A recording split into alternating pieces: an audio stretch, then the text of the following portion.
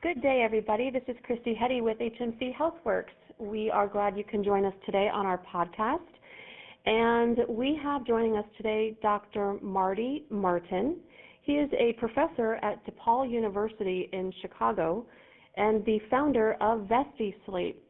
Sleep being a very important topic today. Not a lot of people are getting quality sleep given the season that we are in with COVID and a lot of stressors right now. So welcome, Marty. We are so glad to have you here to talk about this important topic today. Yep, and I'm certainly glad to be here. You know, one of the things that seems to be pretty important for people is getting quality sleep. And there seems to be a lack of it today, whether it's falling asleep, staying asleep.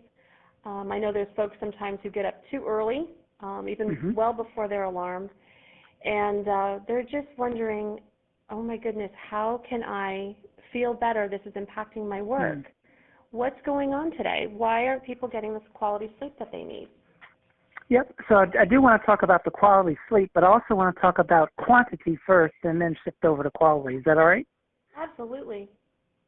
Yep, so for those that are between the ages of 25 and 65, if you look at the recommendations from the American Academy of Sleep Medicine, you should be getting 7 to 9 hours of sleep every night. It should be between the ages of 25 and 65, which is generally the working population. However, I know some of you might be saying to yourself is, I'm lucky if I can get by on 6. But listen to the language, get by. So you might be able to get by 1 or 2 days, but you will not be able to get by in the long run. So that quantity is extremely important.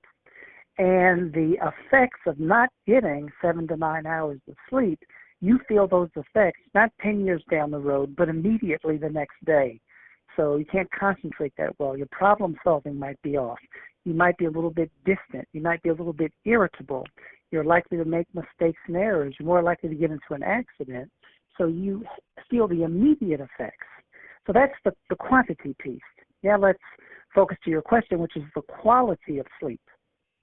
So for many of my patients and clients, they will say, you know what, I slept 8, 9 hours last night, but I don't feel refreshed, I don't feel restored. So they slept enough, but yet they don't feel refreshed and restored. Or their sleep was, they will describe it as kind of restless, if you will, and you mentioned it, is that they woke up 2 or 3 times. And maybe the first time they woke up in the middle of the night, they were able to go back to sleep quickly, but the second time they were not. So quality of sleep really has to do with a number of things. Is once you get in the bed and you have the intent to go to sleep, how quickly do you fall asleep? So in general, 15 to 20 minutes is about normal. And then depending upon your age, is how many times do you get up in the night before waking up in the day. So if you are over the age of probably 45, you might get up one time to go to the bathroom. If you're getting up more than one time to go to the bathroom, you need to see your primary care and or urologist. And if indeed is maybe around 4 or 5 o'clock in the morning, you wake up, but you want to get up at 6 or 7, you can't go back, then that's impaired quality as well. So you actually need both to feel refreshed and restored. You know, you bring up something, actually quite a few things that are really important. Let's say you have a situation which can be very common. You know, someone gets up in the middle of the night, like you said, but they can't fall back asleep. What can they do? Yep. So one of the things that I learned when I was getting my master's in behavioral sleep medicine after I got my doctorate in clinical health psychology is about the science of sleep, and there's a lot of science to it, and also as to what's normal and not normal, and techniques. So here's the technique that you can do. So let's say you get up and you have to use the restroom, and then you come back to the bed, and then you just can't fall asleep. So you're tossing and turning. It's okay to toss and turn for about 20 minutes.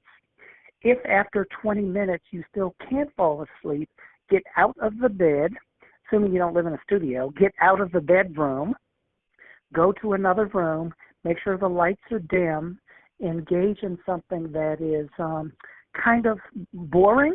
So don't watch your favorite movie, don't watch your, horror movie, don't read your favorite book, don't watch anything funny because that's going to stimulate you and hyper-arouse you. don't do any work if it's going to stress you out because that's going to hyper-arouse you.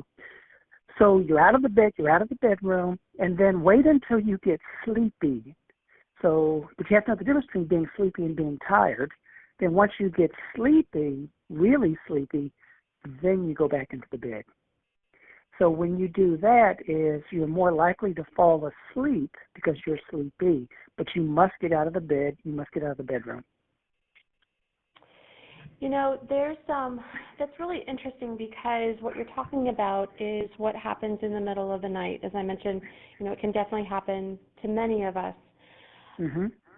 Now, when you were talking about setting an intention to get good sleep, you know, and there's a difference between feeling tired and sleepy and getting good rest.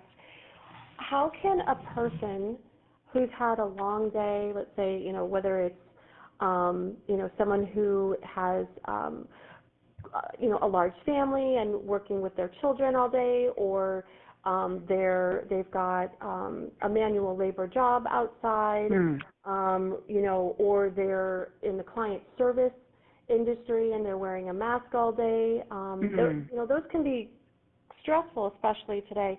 How could someone like that set and create a really good intention before they get to bed? Are there specifics? Are there details around that to get a really good night's sleep? There are. Yep. So I would, the way I would phrase it is this: put yourself to sleep as if you were a toddler. So imagine if you've been around a toddler, maybe 3, 4, 5 years old, maybe as a parent, grandparent, aunt, uncle, or maybe watched it on television, is you have this toddler, and this toddler's running around and super active. The parents don't take the toddler when they're at a heightened state of activity, put the toddler in bed, and then walk out the room and expect the toddler to fall asleep. It's not going to happen. So what they do is they do a dial down or a wind down ritual. And usually they begin to do this maybe, 45 minutes to an hour before they intend for that toddler to be sleepy and fall asleep. So maybe a story, it may be some kind of light meal, it might be a bath, slowing down certain activities. So they create a distance between a lot of activity and getting ready to fall asleep.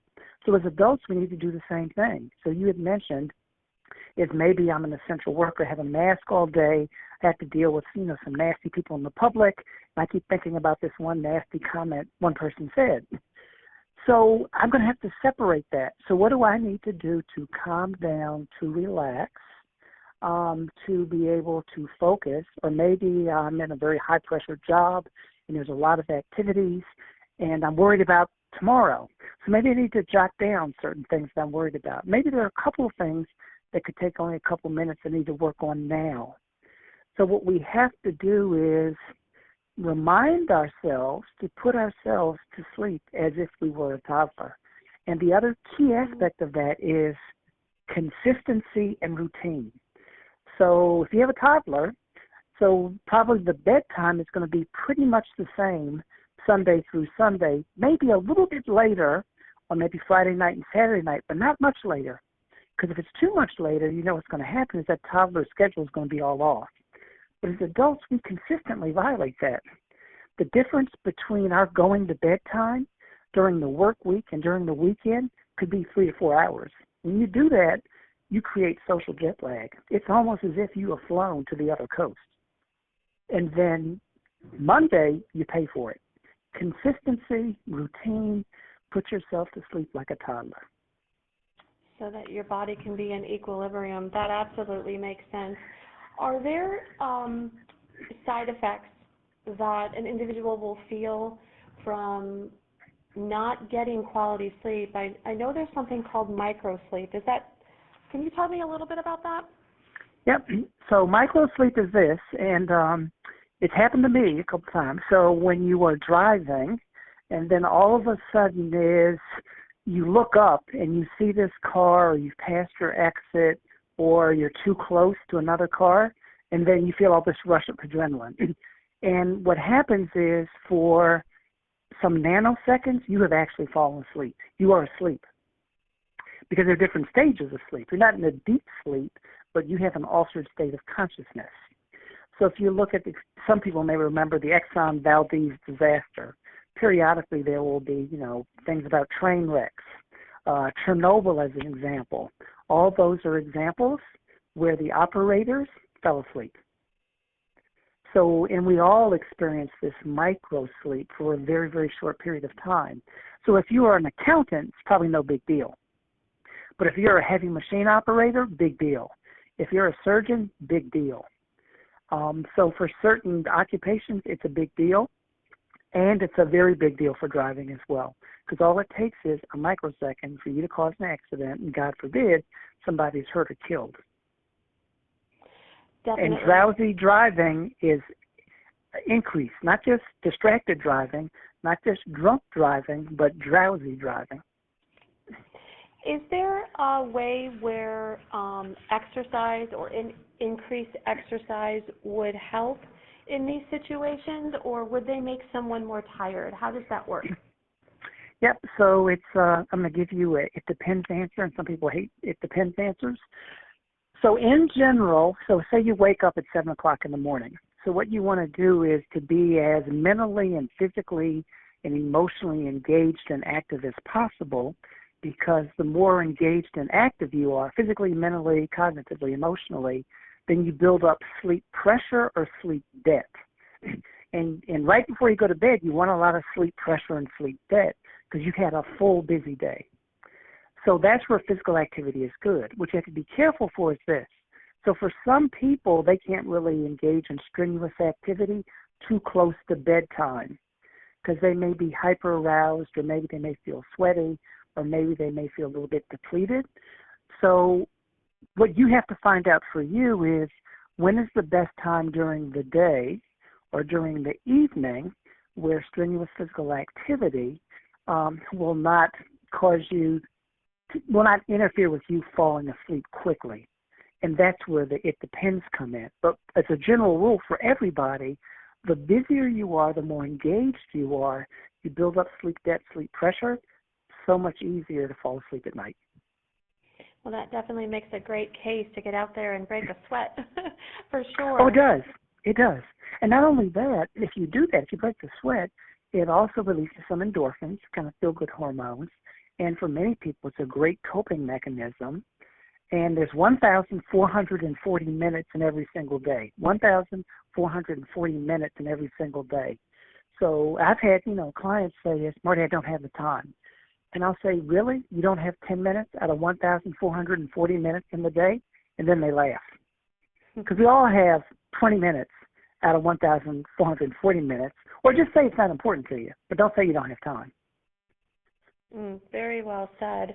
You mentioned the feel-good state of mind, and I know that when people are on vacation, they always feel good most of the time, unless they're traveling and run into planes, trains, and automobiles, for example. But the idea of getting quality sleep on vacation is common. A lot of folks will say, "Oh, I just can't wait to go on vacation."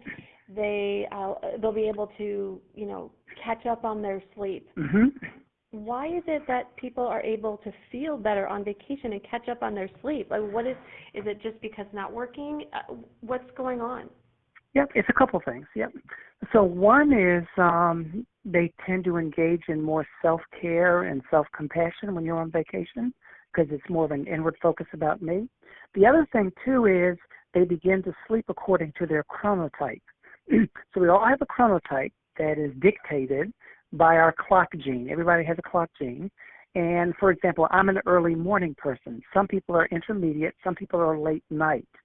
So after about the age of 15, that type is set for life. It's genetically determined. You can't change it. You can accommodate, can't change it. So on vacation, what people may do is their sleep routine actually becomes aligned with their chronotype, not their work schedule, not their family schedule, not their social schedule. So that's another reason why people experience more rest, because they are falling asleep and waking up at the right time. So to really improve sleep, you need two things. One I talked about, you need to increase your sleep debt or your sleep pressure. That's one factor. The other factor is you need to fall asleep and wake up at the right time for you, which is based on your chronotype. And remember, there are 3 types of chronotypes. And people also tend to be a little bit more relaxed during vacation unless it's like a stressful family reunion situation. So those are some reasons why people are able to have higher quality sleep and more sleep.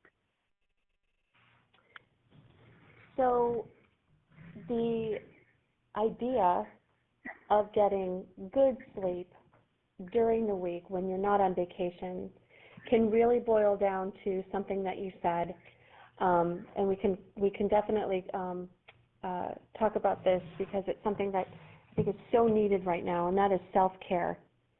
It sounds like you're saying that if there's increased self-care, that can absolutely help your quality of sleep. Can you just touch on that briefly before we close? Yeah, definitely. So before I get to self-care are things that you may do for yourself or things that you stop doing that you know are not good for you. There's got to be some self-compassion as well. And the compassion is having empathy and concern for you. But that doesn't mean you're egotistical or you don't like other people, but having some empathy for you now and in the future. Then the self-care is first recognizing what's my type, early morning, intermediate, late evening. Yep. What do I notice about days when I wake up feeling refreshed and restored? And what happened the previous day in order for that to happen? So maybe I engaged in physical activity for 20 minutes. Maybe I meditated or engaged in, something spiritual for 10 minutes. Maybe I didn't eat as many, high-fat, high-carbohydrate, high-sugary foods. So it's the noticing first, and then it's being able to focus on one behavior at a time, make that change, and making that part of your daily ritual because you know that it's important for you and it will be of value to you as well as others. So I think that's where really self-care comes in, is noticing what are the patterns that work, what are the patterns that don't work, celebrate those that do work, those that are not working, try to modify one behavior at a time until you develop a new habit and new ritual. Marty, thank you so much. You have provided us with some excellent sleep tips. I know that those who are listening will walk away with some great takeaways on how not just to help themselves fall asleep in the middle of the night, but also set an intention to have a good night's rest, something I know that we all probably need in this day and age. So, Marty, thank you so much for your time. We are glad to have you. Yep, you're more than welcome.